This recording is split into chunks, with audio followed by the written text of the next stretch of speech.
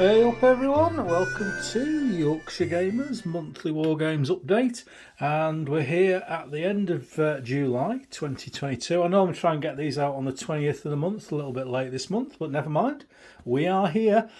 So welcome. If you're here, regular viewers, you know what's coming. If you're new, we're probably 28 30 episodes into this now. It's just a review of what goes on here at Yorkshire Gamer in terms of new figures, things we've bought, etc., games we've played, which we haven't. Again, I'm on a bit of a slump at the moment. But get yourself a cup of tea and sit down and relax, and we'll have a look what's been going on here over the last month. I am going to warn you that there is a big shock coming, okay? So make sure you sat down, make sure you've got pillows around you, there's no sharp objects. If you've got any scissors that they used to tell you on Blue Peter, put the end in a bit of blue tack or a bit of plasticine so you don't cut yourself. I'm warning you now, okay? You've been warned. So let's get on and have a look what we've painted. As we always do then, the first unit that we're going to look at is Twerk in Progress from last month, and this is a 28mm Perry miniatures. They are Crimean French, but they have been repurposed as the Legion d'Antibes, which was a unit that fought for the Papal States in the Battle of Mentana, which you all know is the project that I've been working on mostly recently. And there's been a little bit of work on them in terms of green stuff. We'll have a close look at that in a minute. And it's a 5 base, 30 figure unit.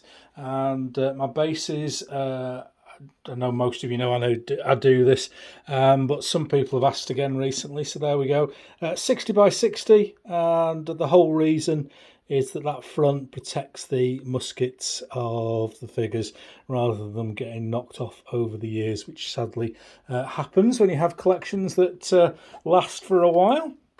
So that's the unit. We'll dip down and have a look at one of the bases in a little bit more detail. So here we go, we'll just bring the light on it, a little bit more detail on there.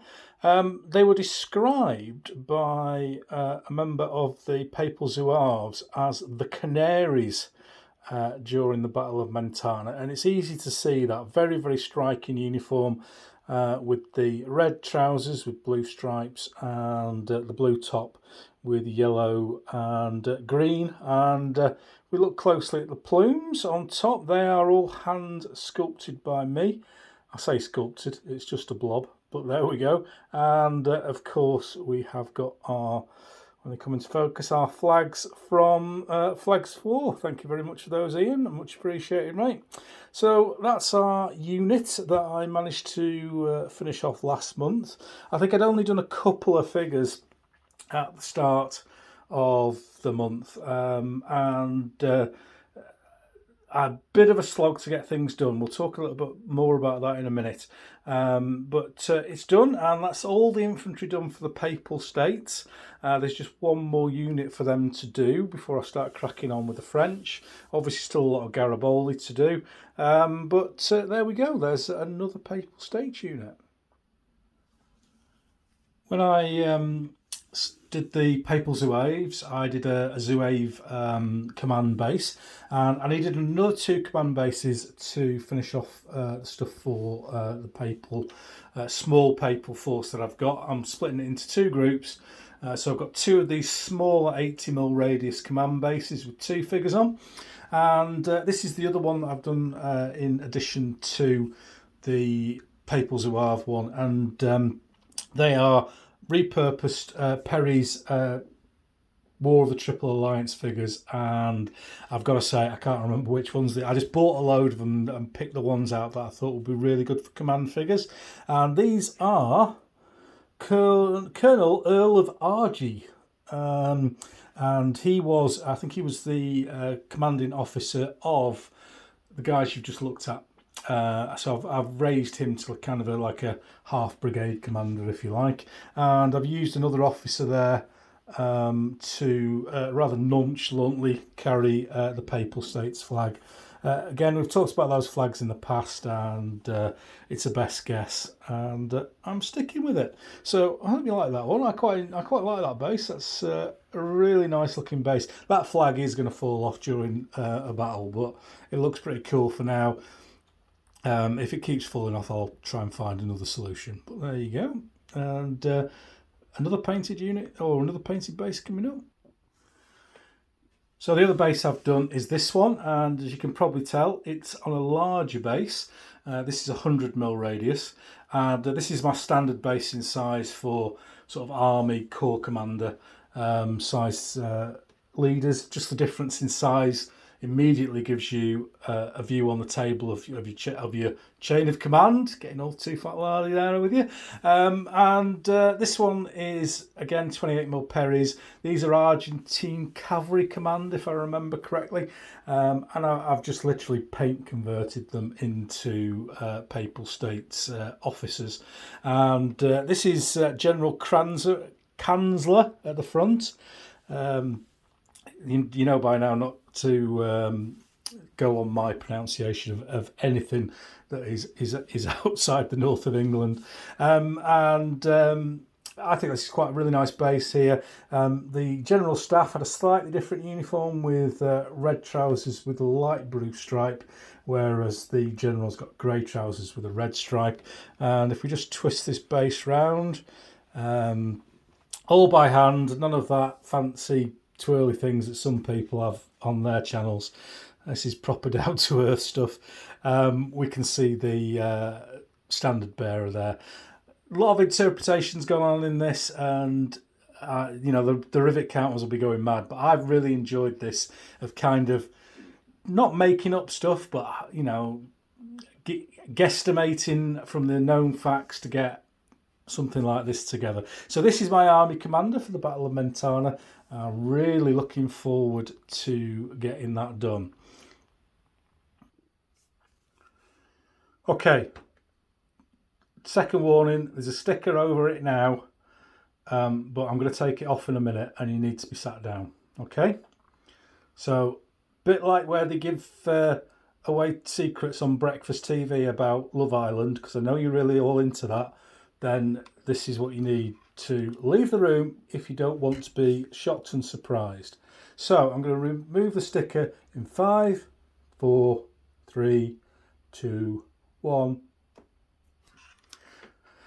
So I haven't gone mad, but what I have done is I have been painting the Italian Wars of Independence since December the 21st last year, and bar 4 figures for the Border Reavers for Ian from Flags of War that, if you remember, I sold off for charity for the Bradford City Fire Trust Memorial Trust Fund. I've done nothing else, so I really needed, and I mean I really needed a break, and I think some podcast, I can't remember which one it was, I was talking about my one failed project, the one project that I've bought and is still virtually entirely intact within the box of unpainted figures. And this is it. It's 10mm, I've said it now, 10mm War of the Spanish Succession, Malburian for us old school Brits. It's here. This is my first unit. Again, I've just done what I want to do with it. So I've a 40 figure unit, and we are on 40 by 30 bases, 10 figures per base. And I'm going to have that as my standard for infantry. So bit of a shock, bit of a surprise. Kind of a strange feeling painting something small again. But I've had a reasonable. I enjoyed it. Let's put it that way. It was different, and I needed something different. So let's have a closer look at the figures. So here's one of the bases, and a long time ago in a galaxy far, far away, there was issue of one of the Wargames magazines that had the army of Savoy Piedmont in the in there. And it's a very long time ago now. Unfortunately, it's downstairs. I can't remember. I'll put it in the notes which one it was. And it's something I've been fascinated with a long time. And I know a friend of mine, Ian's done this army in 15mm as well.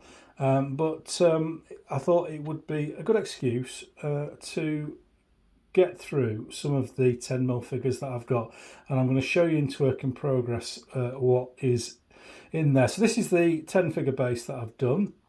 I didn't quite realise how, I mean, these are 15mm tough, so they're quite large, but let's just imagine we're walking through a big field, and then you see it's like that, a little bit of a stray hair, and it's massive. But there we go. So this is what I've done with them. I'm quite happy with how things look. I'll just drop that back down and bring another one to the fore. There we go. And the flags come from a company called Maverick Models. I'll talk a little bit about those in the how much section. But there we go. I don't know how much I'm going to do with this, but I needed a break, and I've nearly finished a second unit, just in between other stuff. So yeah, maybe this is the next big thing. Who knows? So that's everything I've painted this month. Not a lot, but quite a lot of interesting stuff and some very unusual stuff for me. So let's have a look at work in progress. Okay everyone, here's work in progress, and this is quite a special unit. This is the last unit of Papal States that I need, and this is the Papal States Dragoons, and they are in inverted commas 28mm, and we'll talk about that in a minute. But there are 12 figures in there, and you can see I've painted 2. We'll have a look at those in a minute. It's work in progress, obviously. And all the horses were oiled some time ago in one of the huge batches that I did. So this is going to be a 12 figure unit, as I say, and it's in progress. So let's have a look at the guys that we've painted. So here we have them in a little bit more detail. Look fairly similar to a standard Dragoon unit from the Napoleonic era, and lots of lovely detail on them. We'll have a real close look at one in a second. The only I'm going to say problem with these, because they are absolutely massive. When you think about 28mm cavalry, it's big.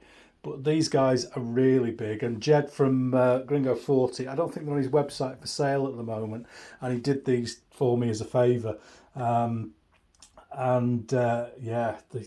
they're huge, they really are. So I'm just going to, just for size comparison, I'll get the one of the command bases out you've just seen, and we'll have a look at them side by side. So there we have it. That's a big difference.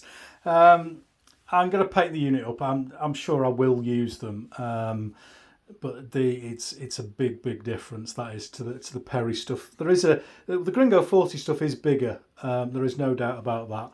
And when scaled with the Garibaldi stuff, it's not too bad. I haven't used the Gringo 40 officers. I've used Shaco 64 officers for Garibaldi. But there we go. That's a big old difference, that is. But it's great figures, great figures, and this unit is going to look brilliant when it's done. So just bring them a little bit closer to the camera and have a look at some detail. Really nice crested helmets there in brass and silver. If you can see there, if the focus is good, we've got a nice papal crest on the helmet there. Little gold chain at the front, really comes out nice. A little bit stiff pose maybe, and there's only a couple of poses in the figures and a couple of different horses, but I appreciate that this is a really niche unit, and hardly anyone, and because they're hardly available, hardly anyone has got a copy of these. So double red stripe on the trousers. We've got red and green charabique and blanket roll, and white belting or a green uniform, very traditional dragoon. Silver buttons, and there we go. So I'm looking forward to finishing that. It's a big surface area to get done, and it took me ages to finish these two off. A lot of that was due to me slowing up with the having done so many Papal States figures for so long, but we'll get there in the end. So that's the work in progress, and I'm just going to show you very quickly round the 10mm Malburian stuff. So apologies for shaky cam, we're just around the other side of the table at the moment, and I'm just putting together the bits and pieces of the Malburian project and getting things into units. The sort of pottering that us gamers like to do around the games room. And the project has lived in this box for a very long time. You can see it's pre-rub days, so I think I've had this lot for 10 or 12 years, and did a little bit, but never really got round to finishing anything. There's a unit of infantry in there in red. You can see that. I haven't got the lights over here, so it's not as clear as it is over in the lighting area where I do most of the filming. So I did a unit there, and there's a few bits and pieces of painted stuff, sort of half finished units. There's some over there as well that I've just never done, and never really got going with it, but I've got loads of it.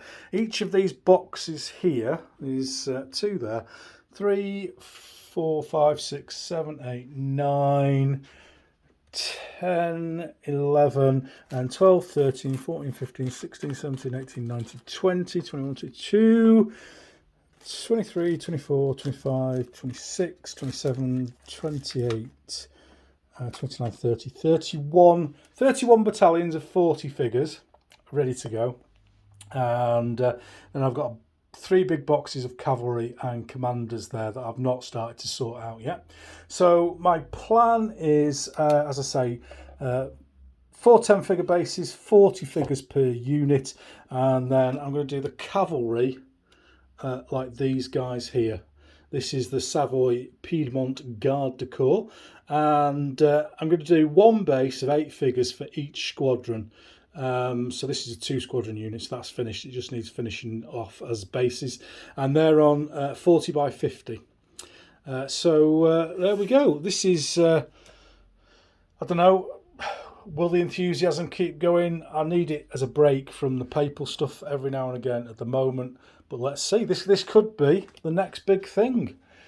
I've already sent off for some extra stuff from Pendragon, so there we go. More stuff to add to the lead pile, but to be honest, everything else that I've got odd units lying around for. I've got no projects waiting to start. This is the one project that just needs to kick up the backside. So there we go. That's work in progress. Let's have a look what we've spent. How much? How much? How much? I've actually spent some money this month, which is unusual because I've been quite frugal with my purchases recently. I did have a week away in Scotland, and that inspired some purchases while I was away. But I have bought, and you'll be quite familiar with these, I've bought some more Gringo 40. I've got another couple of units of Garibaldi. So that takes me up to 8 battalions, and these are just ready to paint. They're all set out in little trays with their unit a unit in, and I'm sure you remember these guys. You've seen them many times on this channel. Top quality figures, very nice. Bit bigger than normal 28mm, but they're all together in one big mass, so that's great. So this is Garibaldi 7 and 8, and I'm after 12, so I'll get another couple this month and another couple in September. Bloody hell. June, July, August. Sorry, missed a month. So, yes, football season starts this weekend. Come on, City! And finally, from Gringo 40, I bought these. And these are, I think, the Piedmont infantry. But there was a unit in Garibaldi army called the Wolf Company, the Foreign Wolf Company. Now, I don't care who you are. If you've got a unit called the Wolf Company, you're going to have them, aren't you? Simple as that. So they, I'm going to do them as a skirmish unit, like if you remember the Bersaglieri, and they were a unit of Swiss defectors from the Bourbon. It's all biscuits, isn't it? Bourbon, Garibaldi. They were a group of Swiss defectors who joined up. So 16 figures. I'll do these on that slightly looser basing on the 60 by 30, 2 figures of base, similar to the Bersaglieri. But there we go, the Wolf Company. Looking forward to getting that done. So in addition to that, there's some figures that I've been after for quite some time now, waiting for them to come into the UK. And that is these guys. Let's zoom out a little bit if we can. We can't. Let's move the camera. Should have planned that, shouldn't I? Daysful, Fireforge Games, Turkopoles. Been after these for a very long time. They came out about 6 months ago. Fireforge are an Italian company, and they just didn't make it into the UK. And I was just looking around. In fact, one of my mates, Steve Swifty, hope you're all right, mate, gave me the heads up that they were on sale, and picked these up from Wargames Emporium in Sheffield. Got them to post them out to me.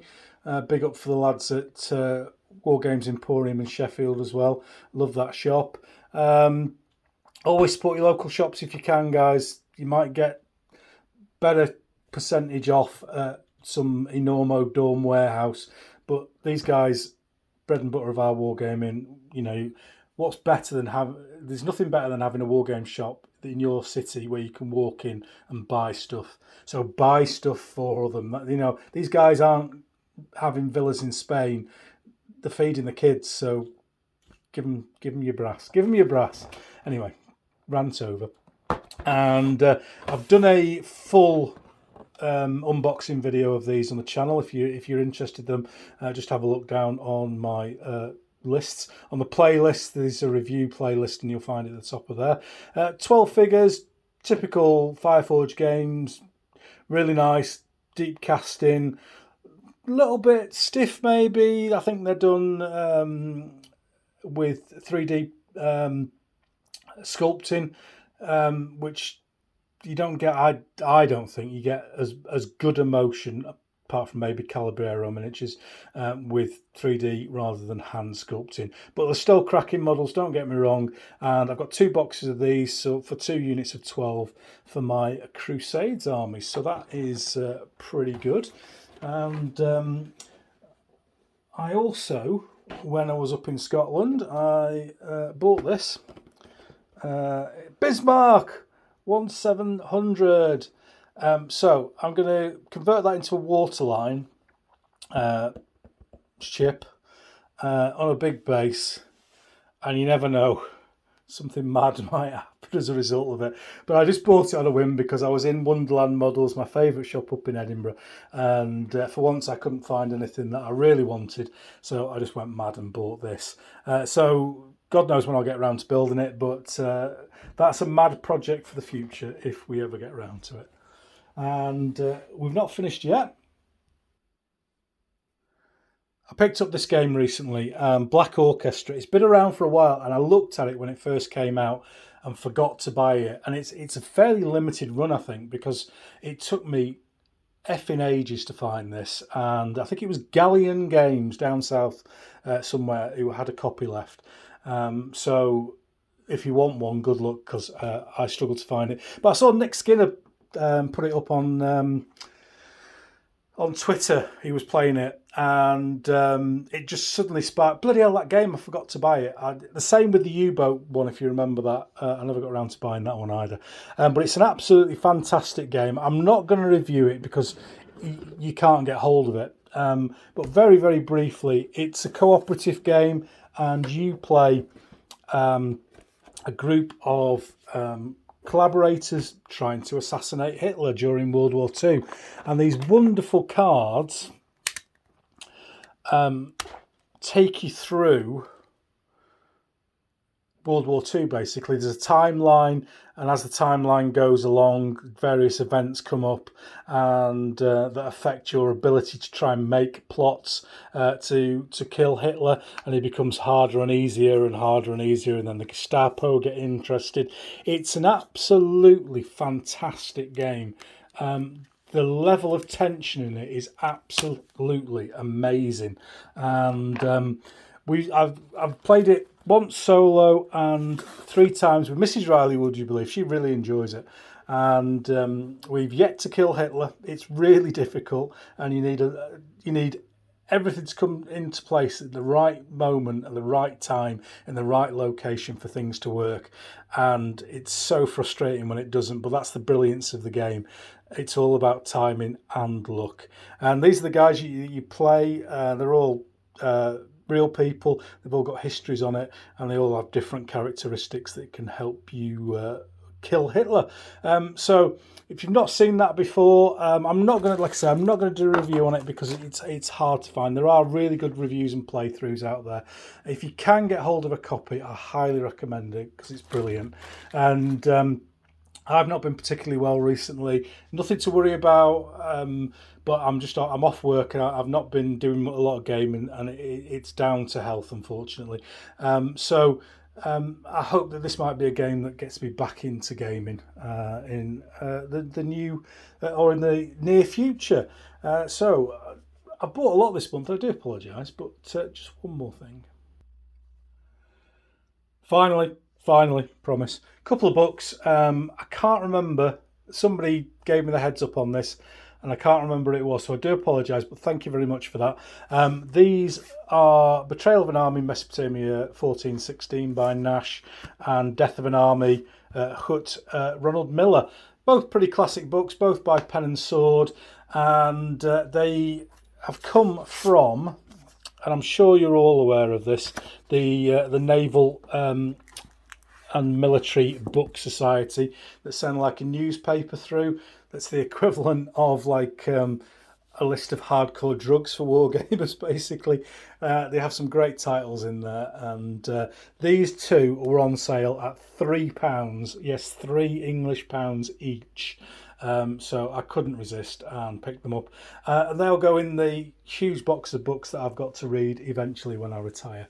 But that's what I've spent this month, and I've spent quite a lot. So hopefully Mrs. Yorkshire Gamer won't see this video. Sadly, no gaming again this month. Sorry if there's a little bit of shaky cam on this.